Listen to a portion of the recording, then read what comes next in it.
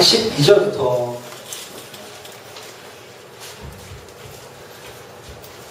본문은 36절까지인데요. 본문이 좀 길어서 26절까지만 읽도록 하겠습니다. 사무엘상 2장 12절부터 26절까지 같이 교독하도록 하겠습니다. 제가 먼저 읽겠습니다. 엘리의 아들들은 행실이 나빠 여호와를 알지 못하더라. 그 사람들이 세상에 행하는 작가들을 명하니 곧 어느 사람이 제사를 드리고 그 공기를 삶을 때 세상의 사람이 손에 제사를 가져와서 그것으로 냄비에나 소재나 큰 소재나 가마에 찔러 넣어 갈고리에 걸려 나오는 것은 제사장이 자기 것으로 가지되 실로에서 그곳에 온 모든 이스라엘 사람에게 이같이 할 뿐 아니라 기름을 태우기 전에도 제사장이 정하여 가서 제사를 드린 사람에게 이르기를 제사장에게 구워드릴 고기를 내라 그 아들이 삶은 고기를 원하지 아니하고 나의 것을 원하신다 하다가 그 사람이 이르기를 반드시 먼저 기름을 태운 후에 내 마음에 원하는 대로 가지고 가지라 하면 그가 말하기를 아니라 지금 내게 내라 그렇지 아니하면 내가 억지로 빼앗으리라 하였으니 이전에 제가 여호와 앞에 지킨 분은 그들이 여호와의 제사를 멸시하였더라. 사무엘은 어렸을 때 세마포 에봇을 입고 여호와 앞에서 섬겼더라. 그 영광을 완전히 제사를 드려 그의 양들과 함께 올라갈 때마다 작은 겉옷을 지어다가 그에게 주었더니 엘리가 엘가나와 그의 아내에게 축복하여 이르되 여호와께서 이 여인으로 말미암아 내게 다른 후사를 주사 네가 여호와께 간구하여 얻어 바친 아들을 대신하게 하시기를 원하노라 하였더니 그들이 자기 집으로 돌아가매 여호와께서 하나를 돌보아사 그로 하여금 신하여 세 아들과 두 딸을 낳게 하셨고 아이 사무엘은 여호와 앞에서 자란다. 엘리가 매우 늙었더니 그의 아들들이 온 이스라엘에게 행한 모든 일과 회막문에서 수정드는 여인들과 동침하였음을 듣고 그들에게 이르되 너희가 어찌하여 이런 일을 하느냐 내가 너희의 악행을 이 모든 백성에게 갚은노라. 내 아들들아 그리하지 말라. 내게 들리는 소문이 좋지 아니하니라. 너희가 여호와의 백성으로 범죄하게 하는도다.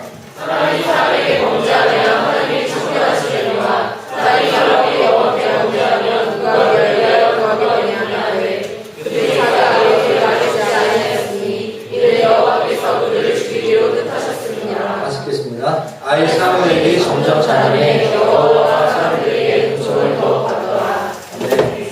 지난주에 이어서 언어인터 출생 기념 지난 설교 제목인데요. 한나의 엄마의 기도로 기름 부심 받은 자 사울과 다윗 왕을에게 기름을 부었던 사람이 바로 사무엘입니다. 하나님께서 사무엘을 어떤 과정 가운데 이 땅 가운데 출세하게 하셨는가에 대한 얘기를 지난 설교를 통해서 말씀을 나눴습니다. 혹시 오늘 처음 오시거나 오늘 말씀 들으면서 지난 설교가 궁금하신 분들은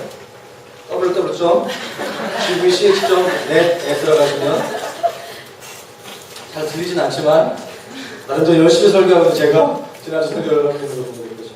주보와 참고해서 보시면 은혜가 되겠습니다. 저도 사무엘상 말씀을 이제 지난주 이것도 준비하면서 정말 은혜가 되고요. 오늘 말씀도 정말 기대가 됩니다. 오늘 말씀의 제목 한번 주보 보시면 읽어볼까요? 시작. 언어인터가 되기 위한 기본적인 임재 훈련이 있는데 임재 주님의 임재에 대한 얘기를 좀 하고자 합니다. 주보 가운데 딱 연해보고 설교와 제가 이렇게 만들었습니다. 언어인터가 되기 위한 훈련 임재 셀 모임 하실 때 꼭 가지고 가십니다.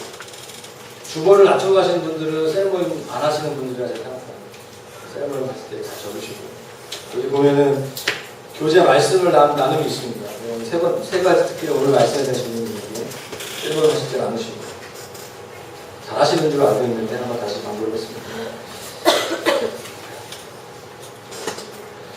우리가 하나님을 알지 못할 때 나타나는 여러 가지 현상들이 있습니다. 여러 가지 현상들이 있어요. 어저께 모든 인터넷 사이트에 페이스북을 달궜던 두 개의 주제가 있습니다. 혹시 아세요? 네? 박진영 맞습니다. 박진영 사건. 보시면 다 열심히 공부하시는 분들하고 일하시는 분들. 박진영의 여러 가지 멘트들, 박진영이 3년 전에 힐링 캠프에 나와서 구도자의 어떤 고백들을 했죠. 진리를 추구하는 모습들에 대해서 저희 예배 때 한번 박진영 힐링 캠프를 봤어요. 너무 은혜가 되더라고요. 그 라디오스타인가요? 금요일 날인가 나와서 자기가 지난 한 년 동안 이스라엘에 있었어요. 왜냐? 성경의 진리가 진짜인가 아닌가 확인하기 위해서. 와우, 너무 놀랍지 않습니까? 여전히 머리는 염색했고 껄렁껄렁하긴 한데 근데 이 사람의 멘트와 말이 정말 이렇게 그 MC 중에 한 명이 당시 크리스찬이냐고 했는데 난 크리스찬 아니라고. 머리로는 크리스찬인데 아직 가슴으로는 크리스찬 아니라고. 우리 주에 많이 있죠? 우리 주에 많이 있어요. 머리로는 알겠는데 마음으로 몰라요. 박지정이 그 정도 수준이에요. 수련회 가면 많이 제가 이제 캠퍼스 사역할 때 간사님 머리로는 알겠는데 마음은 모르겠어요. 박진영 수준. 수련회 가면 이렇게 간증할 것 같아. 그 친구들이. 일주일 은혜 받고 이제 간증, 마음으로 알았어요. 하나님의 사랑이 느껴져요. 인격적으로 만났어요. 이런 멘트 하면서 간증하는. 제가 믿기로는 조만간 박지정이 간증하는 일들이 일어날 줄 믿습니다. 그리고 또 하나의 인터넷 알고 뉴스는 뭐냐면 처음으로 공식적으로 동성애 결혼식 일들이 있었습니다. 여러 가지 페이스북에 또 여러 가지 일들이 있었습니다. 김조광수가 결혼을 했어요. 공식적으로 결혼식을 했습니다. 법적으로는 아직 아니지만 두 가지 소식이 있었습니다. 하나는 그래도 긍정적인 소식이죠. 이 시대에 연예인들을 이끄는 한 수장의 어떤 구도자의 어떤 그 과정들에 대한 이야기. 또 하나는 성경에서 말하고 있는 범죄라는 얘기하고 있는 동성애에 대한 그런 여러 가지 이야기를 이 시대에 많이 있습니다. 여러분 사무엘 시대, 사무엘상 2장의 시대에도요 여러 가지 좋은 이야기들도 있었겠지만 또 안 좋은 이야기도 있어요. 마치 오늘 본문에 나와 있는 것도 그 당시에 영적인 지도자들이 얼마나 타락하고 범죄했는가. 또 그러나 그 다음 세대의 젊은 뉴 제너레이션이 어떻게 하나님 앞에서 준비되어졌는가. 그가 어떻게 하나님을 만나기 위한 그 준비 과정들을 보냈는가에 대한 이야기. 두 가지 큰 이야기라고 볼 수 있을 것 같습니다. 첫 번째로 보기 원하는 것은 그래서 그 당시에 영적인 리더였지만 하나님을 알지 못했던 제사장 엘리의 두 아들들에 대한 이야기를 먼저 나누기를 원합니다. 우리 12절 말씀 같이 한번 읽도록 하겠습니다. 시작. 엘리의 아들들은 말씀을 한번 보십시오. 여러분에게 묻고 싶어요. 행실이 나빠서 여호와를 알지 못하는 것입니까? 여호와를 알지 못해서 행실이 나쁜 것입니까? 굉장히 고민 많이 했어요. 다시 한번 묻겠어요. 행실이 나빠서 여호와를 알지 못하는 것입니까? 여호와를 알지 못해서 행실이 나쁜 것입니까? 정답은? 행실이 나빠서 여호와를 알지 못해서. 내가 물어보고 싶어요. 행실이 나빠서 여호와를 알지 못한다. 이거 둘 중에 하나 해야 됩니다. 제가 진수학원 다니니까 막 진수가 계속 시켜봐. 둘 중에 하나 해야 된다고. 너무 피곤하게 하는데 저도 이거 배워서 왔어요. 자, 행실이 나빠서 여호와를 알지 못한다. 자, 여호와를 알지 못해서 행실이 나쁘다. 좀 쥐가 좀 많은 것 같아요.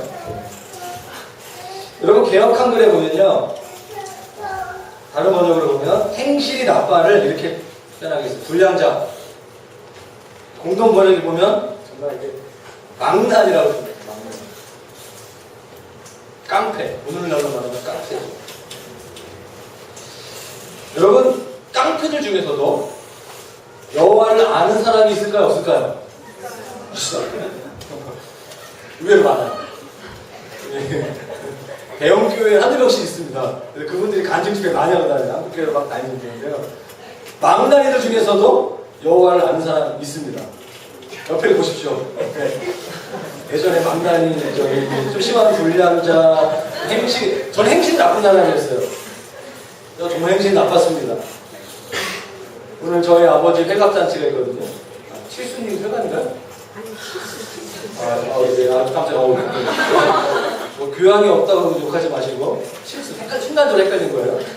저희 아버지 오늘 70이신데 친구들 다 모여가지고 저녁에 가는데요.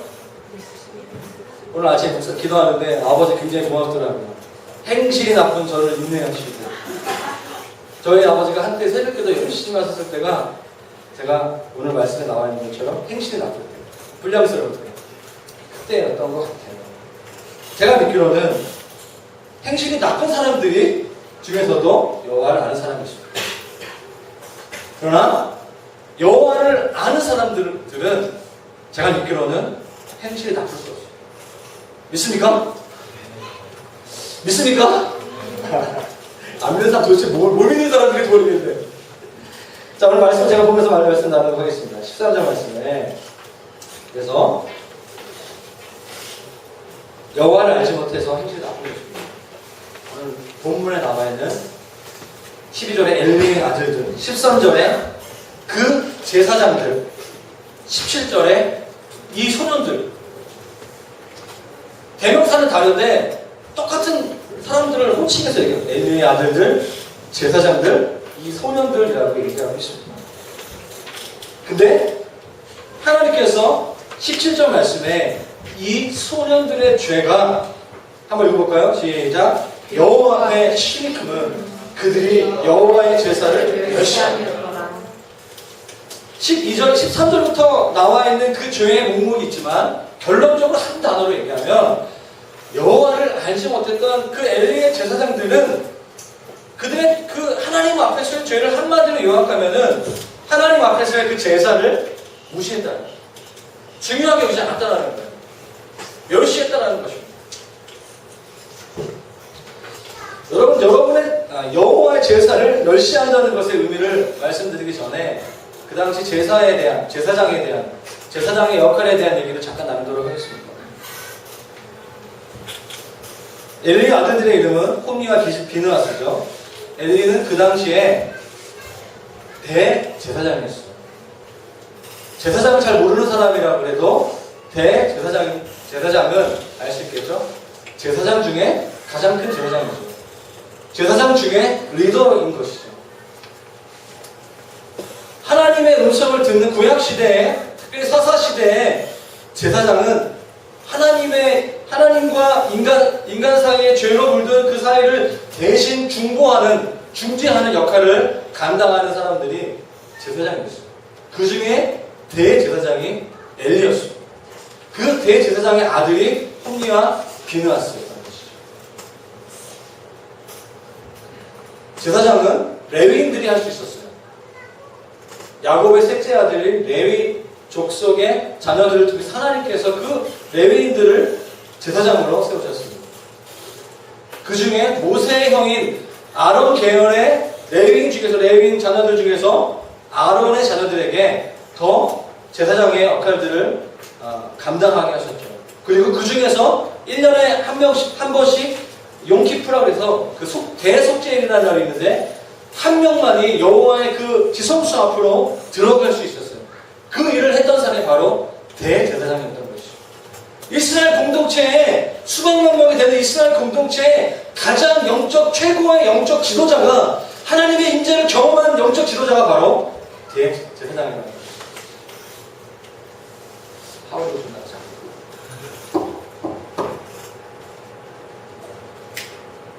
그러나 오늘 우리가 살아가고 있는 신학시대의 제사장은 저와 여러분들로 있습니다. 아멘? 베드로전서 2장 9절 말씀 보면 너희는 뭐라고요? 왕같은 제사. 우리가 다 예배인도 할 수 있다는 것입니다. 지성 형제만 예배인도 할 수 없는 게 아니라, 물론 잘하지만 지성 형제만 예배인도 하는 건 아니에요. 다 할 수 있습니다. 우리 모두는 예배자가 될 수 있습니다. 우리와 하나님 관계를 막고 있는 어떤 것도 없어요. 믿습니까? 예수님께서 이미 십자가에 달려 죽으셨고 예수의 피를 힘입어 우리가 성소에 들어갈 담력을 얻는 거예요. 아멘? 이게 복음이에요. 성령님이 우리를 주님의 지성소 자리로 우리를 인도하는 것이죠. 구약시대에는 그게 없었어요. 그러니까 제사장은 너무나 중요한 존재이죠. 제사장이 거죠. 영적 권위가 엄청 높은 거죠. 그 중에 데이비드죠. 엘리는 그냥 위치가 아니었다는 것이죠. 여러분, 제사장이 주된 임무는요, 몇 가지가 있는데요. 적으실 수 있는 분을 적으시면 감사하겠습니다. 안 그래도 상관없습니다. 하나님의 성소와 제단을 관리하고 제사를 담당하는 것, 예배를 담당하는 것, 매일마다 있는 희생 제사를 sacrifice라고 얘기하죠. 양과 소와 염소를 잡으면서 하나님께 예배드리 구약의 예배 방법이죠. 매일마다 원팅한 거예요. 매일마다 희생제를 드린 거예요. 그리고 하나님의 말씀을, 하나님의 율법을 백성들에게 가르치는 일을 했던 것입니다. 그리고 하나님의 공동체를 향하신, 자신을 향하신 하나님의 뜻을 묻는 일을 했던 것이죠. 때로는 재판관의 역할도 감당했습니다. 판사의 역할도 감당했던 것이죠. 또 어떤 전쟁이라든가 어떤 공동체 축제의 일이 있을 때 나팔을 불었어요. 나팔을 부는 사람, 예수님이 다시, 요한계시록에 예수님 다시 오실 때 나팔을 분다라고 얘기하고 있습니다. 7째 나팔을 불 때 그 나팔을 부는 사람이 바로 제사장들인 것이죠. 엄청난 권위의 상징이죠. 또 백성들을 하나님의 이름으로 축복하는, 민수기 6장에 나와 있는 축복하는 그 권세가 있었다는 것이죠. 그런데 오늘 대제사장 엘리의 아들들의 그 행태들이 어떠한가? 제사장의 임무가 그런데 그 제사장 중에 대제사장의 아들인 홈니와 비느하스의 모습들이 어떠한가? 그 성경 기자는 왜 그들의 행태가 그럴 수밖에 없었는가? 12절에 단언하고 있어요. 여호와를 알지 못하기 때문에. 그들의 여호와를 알지 못하기, 그들의 영적 지도자의 아들로 태어났지만 그들은 하나님을 알지 못했어요. 그렇기 때문에 그들은 제사장의 직무를 하지 않았고 행실이 이랬다고 얘기하고 있습니다. 그것이 바로 13절부터 말씀에 나와 있는 것입니다. 같이 한번 좀 보기를 원하는데요. 13절 중반 이후의 말씀입니다. 그 제사장들이 백성들에게 행한 관습은 이러하니, 볼까요? 어떤 사람이 제사를 드리러 온 거예요. 예배 드리러 와요. 그래서 소와 양을 잡고 예배를 드리죠. 구약시대 예배 방법을, 그 고기를 삶을 때 제사장의 어떤 메신저들이 손에 어떤 쇠고리, 어떤 그 갈고리를 가지고 포크라든 큰 포크라든 이걸 가지고 와서 14절 말씀에 냄비나 솥이나 큰 솥에 찔러 넣어. 이 말씀 보시면 14절 중간 말씀. 갈고리에 걸려 나오는 모든 것. 상관없어. 그냥 그 집게로 찝어가지고 나오는 모든 것은 자기 거야. 이게 무슨 상관인지 생각할 수 있지만 잘 보십시오. 제사장이 자기 곳으로 갔대 실로에서 그곳에 온 모든 사람에게 이같이 레위기 말씀이라든가 구약 성경 말씀 보면 제사장들이 받아야 될 분깃이 있었어요. 너희가 이것을 먹고, 예를 들어서 이런 게 있습니다. 주님이 정확하게 말씀하셨어요.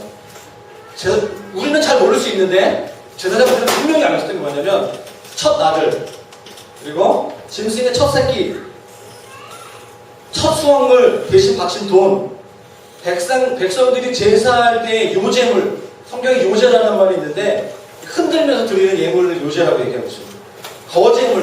거제물은 그 예물을 들었다 놨다, 제가 지난주 설교에 들었다 놨다, 오빠를 들었다 놨다, 요물이 아니라 거제물, 그리고 소제물, 죄송합니다. 그 소제물, 그리고 레위인들이 하여튼 뭐 이런 여러 가지가 있어요. 설교하면서 나름대로 엄청 연구했거든요. 할렐루야, 사랑합니다. 핵심이 뭐냐면, 홈니와 비느하스가 먹어도 될 게 있고, 먹으면 꽤 아닌 게 있다는 겁니다. 근데 오늘 본문에 나와 있는 것은 그냥 하나님이 주신 원칙과 원리 상관없이 다 자기 거다. 모든 이스라엘 백성들이 예배하는 거예요. 예배가 깽판이 된 거예요. 쉽게 말하면, 예를 들어 설명하면, 예배하고 있는데 어떤 교회 담임 목사님 아들이 예배 중간에 헌금통 열고서 막 가져가는 거야. 헌금통 밑에 껌 붙여가지고 저기 해가지고 다 넣는 거야. 어떨 때는 동전을, 어떨 때는 11조가 다 가져가는 거야. 마음대로 나 내 거다. 당황스럽지 않습니까? 반응이 없네. 저는 너무 충격적인 이 본문의 이 행태들, 대제사장들의 아들들의 모습인 것입니다. 15절 말씀에 기름을 태우기도 전에, 번제는요 태우는 제사예요. 기름을 태우기도 전에 제사장의 사람들이 와서 이제 한술 걷어서 제사 드리는 사람에게 다른 제사장들에게 이르기를 제사장의 구워드리기 누구 흠리와 비느하스를 구워드릴 고기를 내라. 그가 내게 삶을 고기를 원해. 보통은 삶아서 먹는 거예요, 제사장들은. 많이 뭐 지겨우니까 이제는 날거를 달라. 자기 마음대로 하는 거죠. 지겹다는 이거죠. 아나무인이죠. 16절 말씀에 제사장이 이르기를 반드시 먼저 기름을, 이거 하나님이 세우신 방법이다.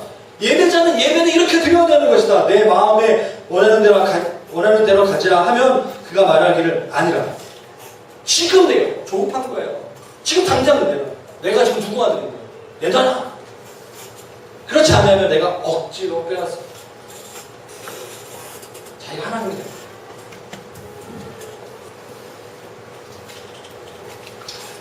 여러분, 그 성경에 그 당시에 그 제사장은요, 민수기 18장 2절 말씀에 제사장의 재산 목록 1호는 뭐냐면 하나님이었어요. 하나님 자신이셨어요. 18장 20절 말씀에 여호와께서 또 아론에게 이르시되 너는 이스라엘 자손의 땅에 기업도 없겠고 그들 중에 아무 분깃도 없을 것이나 내가 이스라엘 자손 중에 내 분깃이며 내 기업이다. 너는 땅도 없을 것이고 재산도 없을 것인데 너의 땅과 너의 기업은 나 자신이다. 할렐루야. 그게 제사장이에요. 오늘날 저와 여러분들이 제사장인 줄 믿습니까? 그렇다면 이 고백이 동의되는 거예요. 하나님이 나의 땅과 나의 모든 재산에 유일하신 분이죠. 주님이 나의 모든 것입니다. 주님은 제사장들에게 그 고백을 듣기를 원하신다는 거예요.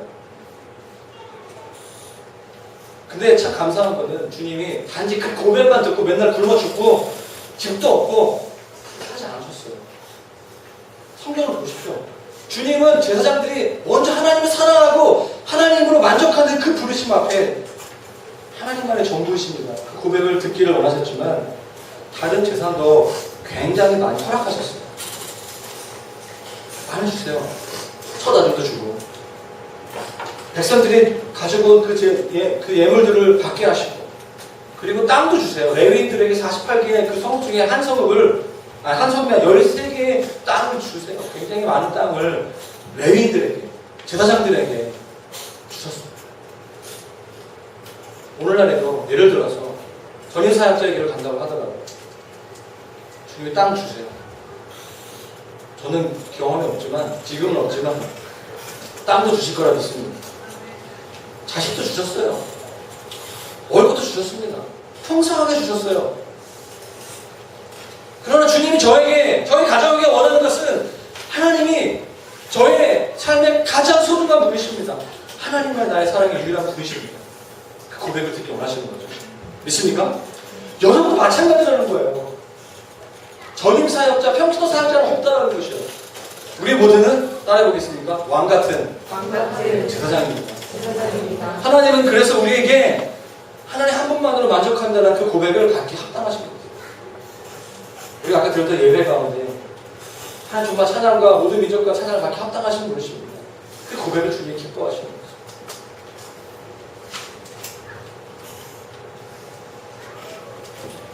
그런데 오늘 성경 기자는 얘기하죠.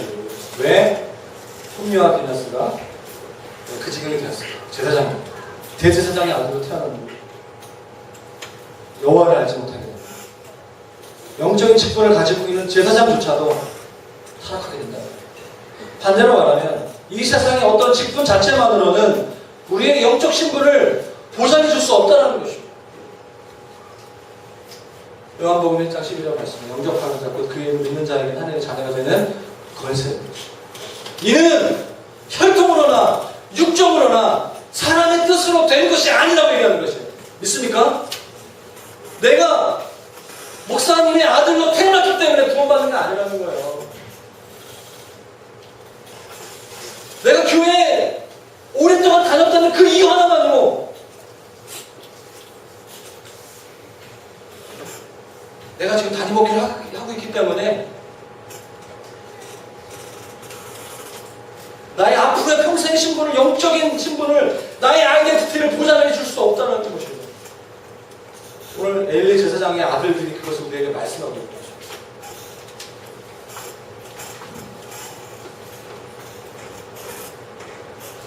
반면에 또 다른 한 사람을 좀 보면 하나님께서 하나님의 사람들을 어떻게 준비시키는가. 자, 18절 말씀 보기 원하는데요. 자, 한번 읽어볼까요? 18절 말씀 시작. 사무엘이 어렸을 때 여러분 여기 세마포 에봇을 입었다라고 읽고 있습니다. 여호와 앞에 선졌다라고 읽고 있습니다. 세마포 에봇은 무엇일까? 세마포는 우리나라 말로 하면 배옷, 삶 이런 거죠. 세마포는 그 당시에 제사장들의 옷이에요. 옷. 이제 주요 재료였던 것이죠. 세마포. 그리고 에봇은 제사장들이 또 특별히 가슴이라든가 어떤 그 등을 덮는 조끼 같은. 그러니까 세마포 에봇은 배옷으로 만든 조끼 같은 거라고 보시면 될 것 같습니다. 장깨라고 생각합니다. 요한계시록, 이게 왜 중요하냐면 요한계시록 19장 8절 말씀에 세마포는 백성들의 거룩한 행실을 묘사하고 있어요. 하늘의 군대들이 입는 옷을 세마포라고 얘기하고 있어요. 한번 읽어볼까요? 요한계시록 19장 8절 말씀에 그에게 빛나고 깨끗한 세마포 옷을 입도록 허락, 그 성도들을 얘기하고 있어요. 이 세마포 옷은 성도들의 옳은 행실이라. 하늘에 있는 군대들이 희고 깨끗한 세마포 옷을 입고 백마를 타고 그를 따르더라. 세마포의 옷은 간단히 말하면 거룩함과 구별되는 행실의 거룩함을 상징하는 의미라고 볼 수 있으면 됩니다. 의미라고 볼 수 있습니다. 그 세마포 에봇을 사무엘의 엄마인 한나가 전달해 주는 거죠. 그리고 그 세마포 옷을 입고 여호와 앞에 서 있다고 했어요. 되게 특이한, 제가 봤을 때 성경에 굉장히 특이한 표현인 것 같아요. 18절 말씀 후반부에 여호와 앞에서 섬겼더라. 앞, 뒤, 옆은 뭔가 구체적인 어떤 전치사 같은 거잖아요. 여호와가 어디 있어? 여호와를 앞에서 섬기려면 앞이 기준이 알아야 되는데 참 표현 되게 재밌어요. 뒤도 아니고 옆도 아니고 왜 앞일까? 저만 궁금한가요? 근데 이게 반복되고 있어요. 21절 말씀인가요? 네, 22절 말씀. 아이 사무엘은 여호와 앞에서 살았다. 이게 중요한 표현이에요. 좀 이따 제가 말씀드리도록 하겠지만 19절 말씀 계속해서 보거든요. 그래서 한나가 그의 어머니가 매년 드리는 제사를 드리러 그의 남편과 함께 올라갈 때마다 뭐죠? 작은 겉옷을 지었다. 작은 겉옷. 여러분 겉옷은 그 제사장들의 아까 그 세마포 에봇 위에다가 덧입는 옷이에요. 활동할 때라든가 예의를 갖출 때 갖추어야 하는 자리에서 입어야 하는 옷이 겉옷입니다. 그런데 특이한 점은 그 겉옷이 밤에는 이불로 사용됐어요. 이불을 입고 다니는 거예요. 우리가 좀 기억해야 될 것은 뭐냐면 그 겉옷 예 귀퉁이 위에는 끈이 있었어요. 이게 그러니까 신약으로 갈수록 그 끈이 길어지는데요. 그 겉옷 그 외투 그 끝에 그 가세리에는 가장자리에는 성경에는 술이라고 얘기하고 있는데 그 우리가 말하는 술이 아니라 노끈 같은 거를 얘기하고 있어요. 색깔은 청색끈이었어요. 되게 중요하거든요. 청색끈인데 청색은 하나님을 상징합니다. 이스라엘 국기가 청색이에요. 하나님을 상징하는 색깔은 청색이에요. 청색을 좋아하시기 바랍니다. 하나님이 그 겉옷을 말씀하실 때 겉옷에다가 끈을 달고 그 색깔을 청색으로 하라고 주님이 말씀하셨어요. 주님이 말씀하셨어요. 성경 말씀이. 민수기 15장 38절 39절 말씀에 이 술은 너희가 보고 너희의 모든 계명을 기억하고 준행하여 너희를 방종하게 하는 자신의 마음과 눈의 욕심을 따라 음행하지 않도록 합니다. 무슨 말이냐면 그 그 청색끈으로 된 거기에 말씀이 적혀 있는 거예요.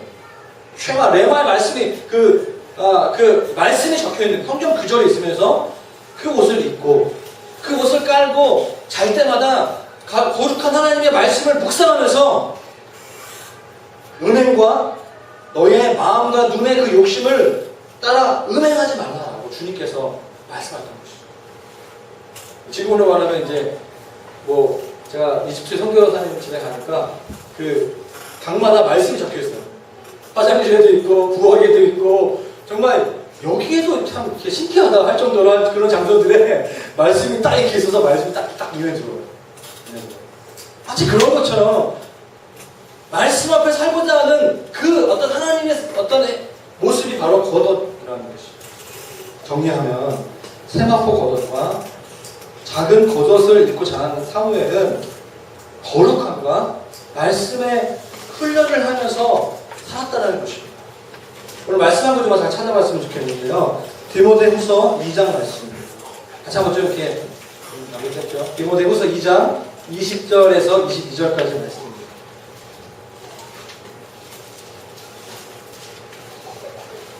디모데후서 2장 20절, 21절, 22절 같이 한번 큰 소리로 저희 기도하는 마음으로 읽도록 하겠습니다. 시작! 큰 집에는 금그릇과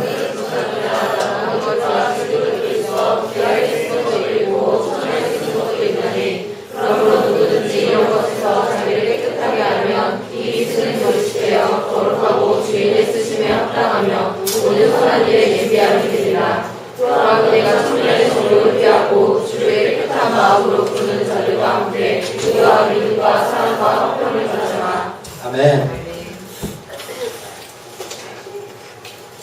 사무엘은 거룩함과 말씀의 공동체와 함께 준비된 하나님의 사람이었던 것이죠.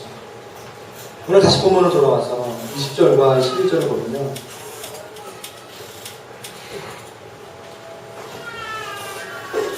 다음 10년 이상 훈련받은 사무엘에 대한 그 단락입니다.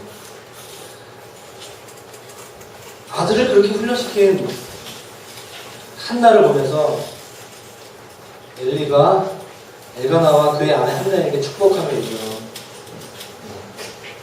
너에게 다른 자녀들을 줄 것이다. 여호와께서 21절 말씀에 한나를 돌보시사 그러하여 임신하여 세 아들과 두 딸을 낳았죠. 사무엘의 동생들에 대한 얘기죠. 사무엘은 3명의 남동생과 2명의 여동생이 있는 거죠. 사실은 성경 본문의 이 본문을 보면 별거 아닌 것처럼 넘어갈 수 있습니다. 그런데 저는 이 부분에 굉장히 은혜가 됐어요. 지난주 설교를 보면 사무엘이 젖될 때쯤에 하나님 앞에 드려주죠. 젖될 때가 언제라고요? 3살. 좀 많이 잡으면, 좀 많이 먹는 애는 한 4살 정도까지 먹는 애도 가끔 있더라고요. 그때부터 엄마 품을 떠나는 거예요. 그리고 그때 엄마는 매년 한 번 만나는 거예요. 1년에 한 번씩. 특별히 예배하는 그 주간. 아빠와 엄마가 오는 거예요. 처음에는 엄마, 아빠가 둘이 왔어요. 그리고 세마포 입어주고, 제사장들이 입는 옷을 주고, 그리고 작은 겉옷을 매년 지어줬겠죠. 말씀이 적혀있는. 사무엘이 어렸을 때부터 그 옷을 입고, 겉옷을 입고, 거룩함과 말씀의 훈련을 하면서 컸어요. 성경에 기록하는 게 뭐죠? 동생이 5명이 나는 거예요. 여러분, 이렇게 5명을 연년생으로 낳기 어려서 불가능합니다. 사람이라면 불가능해요. 한 번 정도는 겹쳐서 애 낳고 한 몇 개월 다시 임신하면 이제 뭐죠? 1살밖에 차이 안 나잖아요. 엄마가 엄청 고생하죠. 보통 터울을 한 2살로 보는 거죠. 5명을 낳게 뭐죠? 10년이 갑니다.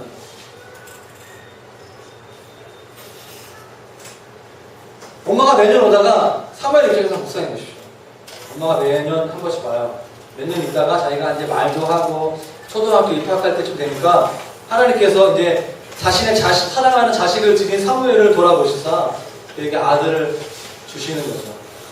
첫 번째 둘째 동생이죠. 자기 동생. 남자인지 딸인지 모르겠지만 그때 엄마가 왔어요. 사무엘아, 임신했다. 남자애야. 엄마가 너무 기뻐하는 거죠. 그 다음에는 출산으로 인해서 못 오는 거야. 그 다음에 엄마가 동생 데리고 와요. 그렇게 10년 이상 지난 거예요. 10년 이상. 이게 묵상이 되십니까? 이 말씀이 뭐죠? 새 아들과 두 딸을 낳게 하셨고, 낳게 하신 거예요. 사무엘만 있을 때는 엄마가 사무엘에 집중했어요. 1년 동안 오직 자신의 기도로 낳은 그 아들을 위해서 정말 옷도 정성스럽게 만들고 그를 위해서 준비해서 간 거죠.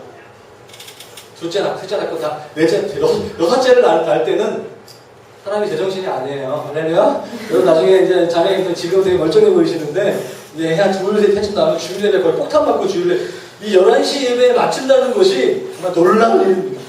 예배에 나오는 자체가 굉장히 힘든 일이에요. 애들을 깨워가지고 시키고 주일날 아침에 나가기 쉽지 않아요. 말씀 보십시오. 엄마는 아이를 낳게 하셨고 아이 사무엘은 여호와 앞에 차.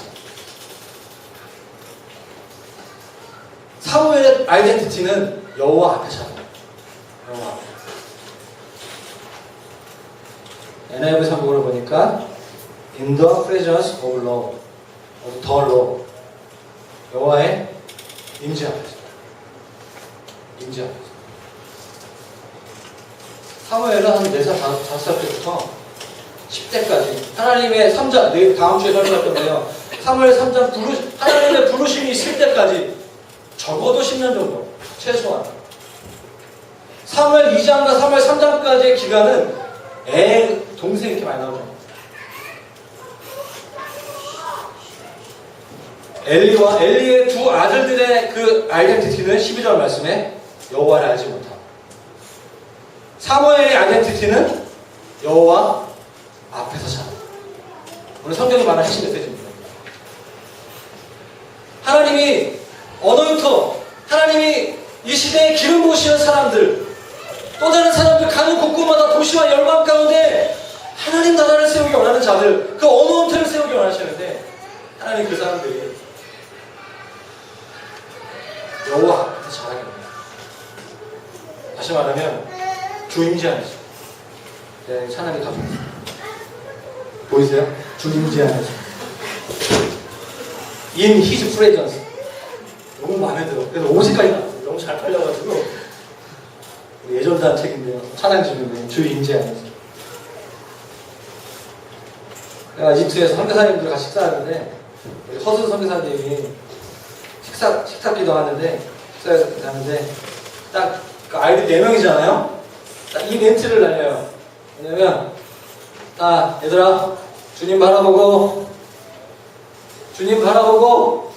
이렇게 갑자기 딱 가만히 벽을 있으면서 갑자기 달리고 있어. 뭘 보는지 모르겠는데 나도 좀 봐야 될 것 같은데 도대체 어디 보는 거예요? 우리 신령하다 이러면서 우리 애들은 안 바라봐 같이 뭐 이렇게 한 달 동안 훈련하니까 그 시간이 순간적이지만 제가 하나님의 임재를 느껴요. 6명의 애들이 막 떠들다가 식사 때가 되면 밥을 먹어야 되니까 주님 바라보고 이제 오늘은 누가 기도할까? 저요 이렇게 하면서 기도하는데 이것이 주님 바라보고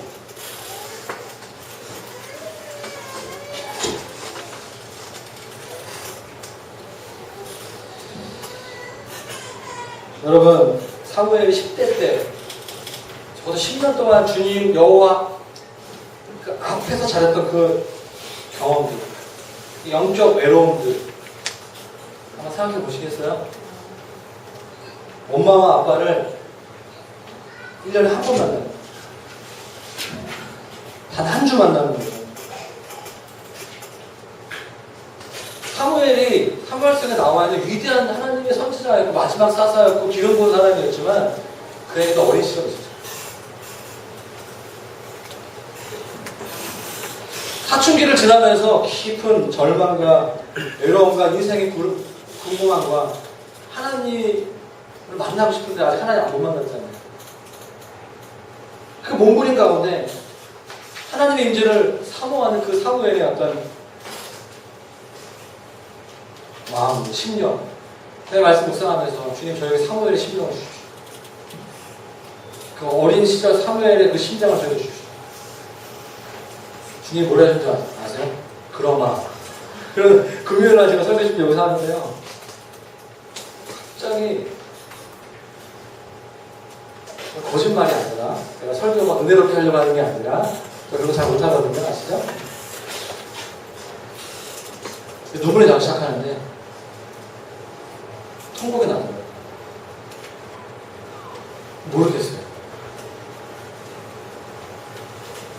사무엘이 그 한나가 사무엘에게 와서 사무엘 이번에 세 번째다. 여동생이야. 여자는 처음이네. 엄마가 너무 기뻐하죠. 기뻐하고 가요. 일주일 있다가 엄마의 눈이 자기 눈에 엄마가 멀어지는 거죠. 나에게는 내 손에는 세마포 겉옷과 세마포 애국과 작은 겉옷이 있어요. 동생이 생각 기쁘긴 기뻐. 나는 뭐지? 난 또 외로움이 슬픔 밀려오는 거죠.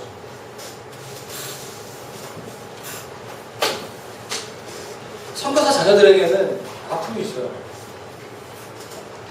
여경이가요, 그 선생님 그 딸 첫 번째 딸 11살인가 그러는데 얘는 슬픔이 있어요. 눈망울에 슬픔이 있어요. 선교사자 자녀들은요, 오랜만에 가면 너무 기뻐해요. 근데 어차피 떠나잖아, 손님들. 얘네들은 떠나기 전날 잠이 안 와. 아픔이 있어요. 왜 난 자꾸 떠나야 되는 거야? 저희 아내가 여경이를 위해서 기도해 주는데 11살짜리가 기도받고 엄청 울더라고요. 통곡하더라고요. 와, 제 마음이 깊은 아픔이 있어요. 한국을 떠나고 친구들을 떠나고 엄마 아빠들만 그런 게 아니라 그 아이들에게도 그런 슬픔이 있어요.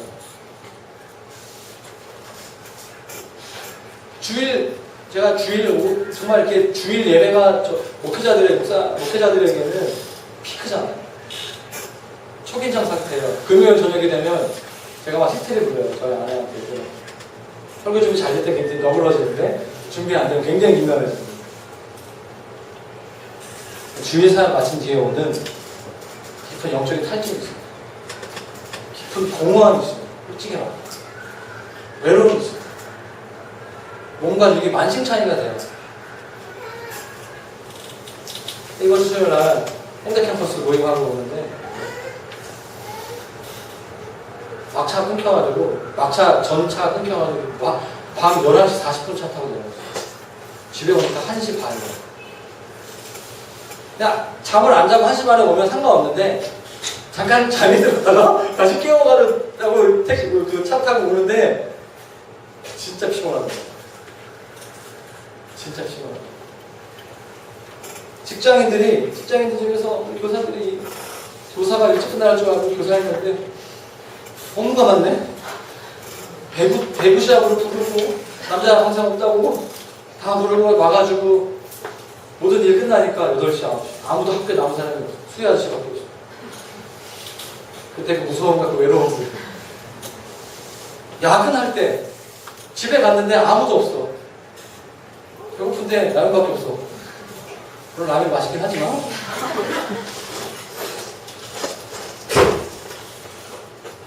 사람마다 깊은 외로움과 혼자람을 느낄 때, 절망감을 느낄 때는 다 다를 거예요.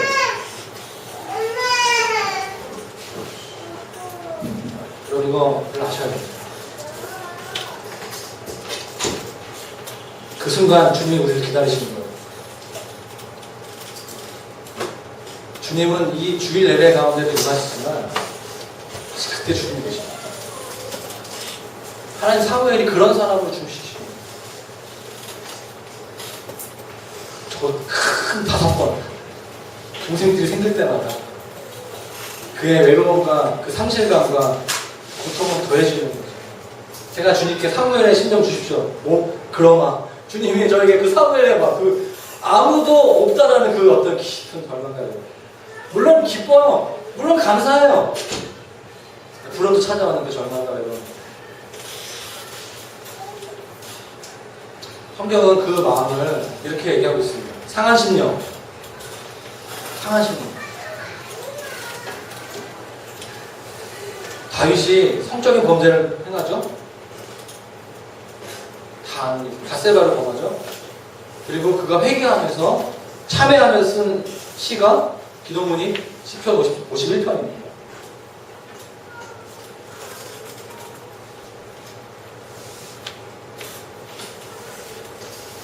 시편 51편 하나님께서 이렇게 말씀하고 계십니다. 하나님께서 구하시는 제사는 상하십니다. 하나님이여 상하고 통회하는 마음을 주께서 멸시하지 아니하시리니. 하나님께서 구하시는 제사라고 합니다. 제사장은 제사를 인도하는 사람, 예배를 인도하는 사람에게 가장 중요한 것은 뭐죠? 상하심. NIV 성경을 보니까 브로큰 스피릿이에요. 깨어진 마음. 깨어진.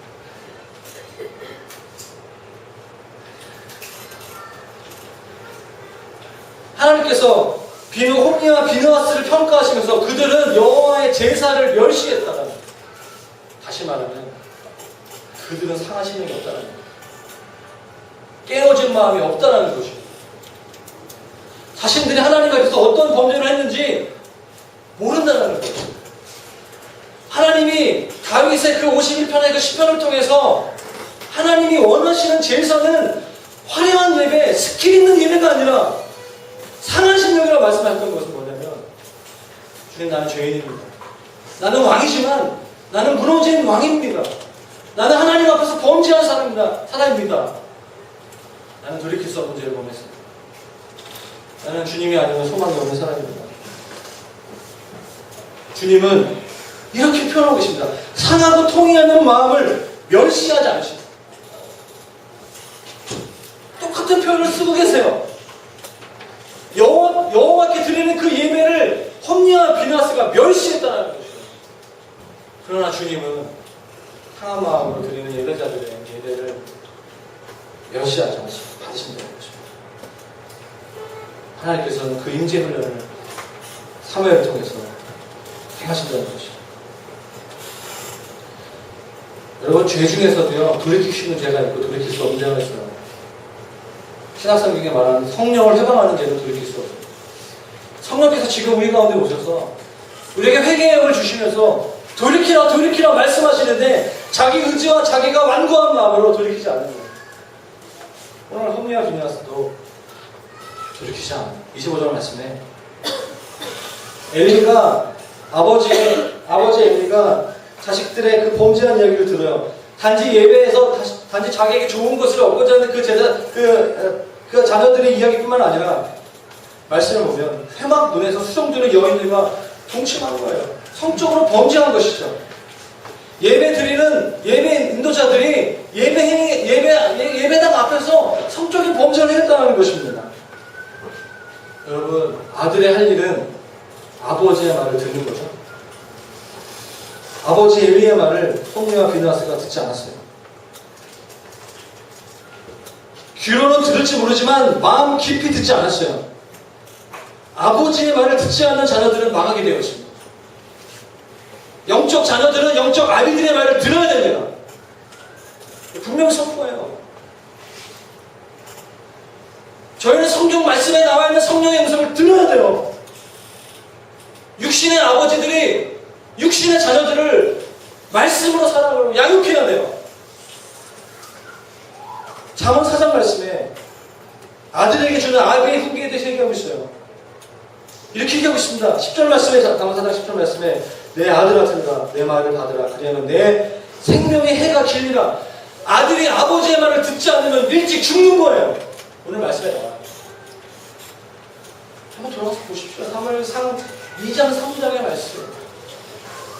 아버지의 권위가 땅에 떨어지게 되고 아버지의 권위가 땅에 떨어짐으로 말미암아 아들들이 죽게 되는 거죠. 성경의 원리예요. 돌이킬 수 없는 죄는 성적인 범죄죠. 단지 성범죄뿐만 아니라 성범죄를 얘기하는 것이 아니라 성범죄가 의미하는 상징인 것이죠. 음량을 상징하는 것이죠.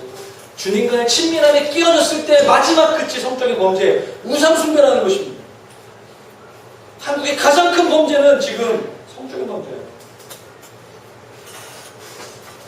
제사장들이 성적인 범죄를 하게 되는 거죠. 리더들이 무너지게 되는 것이죠. 사실은 성적인 범죄를 행하고 우상숭배를 하는 것 자체가 중요한 것이 아니라 주님이 말씀하신 게 뭐죠? 제가 이걸 말씀 마치도록 하겠습니다. 그 범죄에도 불구하고 상한 심령이 없다는 거예요. 그게 주님을 멸시하는 거예요. 범죄했는데 자기는 범죄하지 않았다는 거예요. 그럼에도 불구하고 예배를 인도하고 있다는 것입니다. 제사장의 일을 감당하고 있다는 것이에요. 하나님께서 그런 사람들에게 25절 후반부에 여호와께서 그들을 죽이기로 뜻하셨습니다. 성경에는요, 하나님이 사용하신 많은 이야기도 있지만 하나님께서 사용하기 원하셨지만 하나님께서 버린 사람들의 이야기들이 많이 있습니다. 이거 아셔야 돼요. 예배하러 왔는데 하나님 앞에 상한 심령이 없는 사람은 영적으로 심각한 지경에 있는 거예요.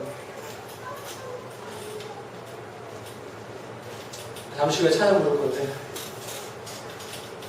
주 임재 안에서 트리니티 찬양집 2003년 두 번째 트랙에 있는 첫 시작이 되게 웅장해요. 우리 찬양사역자 김수지 씨 한 10년 전에 내버렸는데 이 노래 부르면서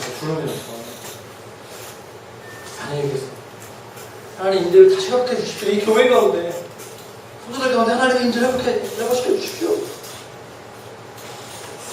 주님의 임재라는 찬양을 불러도 말씀을 들어도 말씀을 봐도 어떤 전혀 영적인 터치와 임재를 누릴 수 없는 사람은 이미 홈리와 피누아스처럼 죄에 중독되어 있거나 양심이 마비되어서 상한 심령을 잃어버린 사람. 하나님이 찾으시는 예배자는 범죄했을지라도 상한 심령으로 주님 앞에 나아가는 사람들을 믿습니다. 교회의 복은, 그리스도인에게 복은 내가 지금 잘 나가고 못 나가는 것이 아니라 내 마음속에 지금 하나님을 갈망하고 있고 주님 목마르고 있고 여전히 나는 주님 앞에 나아갈 때 상한 심령이 있는가, 깨어진 마음이 있는가. 혹시 여러분 가운데 그런 상황 가운데 그런 심령 가운데 있는 분들이 계세요? 내가 지금 이명 보고 있지만 내 인생이 너무 깨어지겠다. 이 은혜예요. 부모님들이 이혼 얘기했습니까?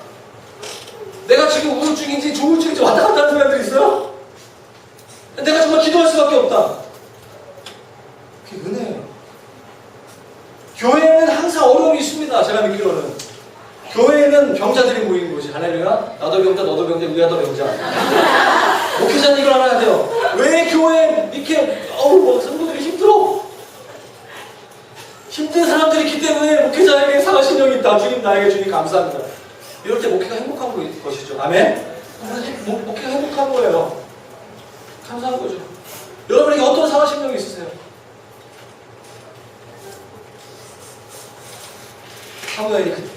사무엘이 그 상황 가운데 언어인트로 준비된 거죠. 오늘 주님의 콜링과 그 부르심 앞에 엘리야와 그 아들들처럼 여호와 하나님의 그 부르심을 멸시하지 마십시오. 주님의 그 임재와 주님의 그 얼굴, 여호와 앞은 다른 게 아니라 우리가 깨어지는 그 자리. 하나님께서 사무엘에 축복하시죠. 26절 말씀 한번 읽어볼까요? 말씀 같이 기도하는 우리 찬양 집회 준비해 주시고 26절 말씀 시작. 아이 사무엘이 어떤 사람의 여호와가 사람들에게 은총을 넣어봤더라. 아이 사무엘이 점점 잘하네. 여호와 사람들에게 뭐죠? 은총, 페이버, 영어로 페이버, 호의를 받는 거예요. 은총은 무조건적인 혜택이에요. 무조건적인 혜택. 받을 수 없는데 받는 거예요. 특별한 사람, 하나님의 그 호의가, 페이버가, 그 은총이 상한 심령을 가진 자에게, 하나님 임재 앞에 자란 자에게 부어지는 것입니다. 그래서 그에게 재정이 가고 그의 인생이 열리고 그의 가정에 소망이 생기고 그의 직장의 문이 열리는 줄을 믿습니다. 다른 게 아니에요. 하나님이 그에게, 사람들이 그에게 호의를 베푸는 거예요. 우리가 노력하는 것이 아니라 임재 가운데서 그 임재를 운반하는 것이죠. 우리는 그런 부르심이 있는 줄 믿습니다. 그것이 기도의 집을 세우는 것이고 하나님의 교회를 세우는 가장 첫 번째 부르심이 아닌가 믿습니다. 그래서 하나님이 35절 말씀에 그가 나의 기름 부음을 받는 자 앞에서 영구 행하리라. 엄청난 축복의 메시지죠. 어너인터의 부르심. 이 시간 다 같이 좀 찬양하며 나아가길 원하는데요. 네, 먼저 찬양할 때 MP3를 한번 좀 눈을 한번 감으죠. 내가 느낀 그 임재를 여러분 본인에게 느껴보죠. 눈을 한번 감으시면 조금만 크게 틀어주시면 찬양 가사를 좀 묵상하시면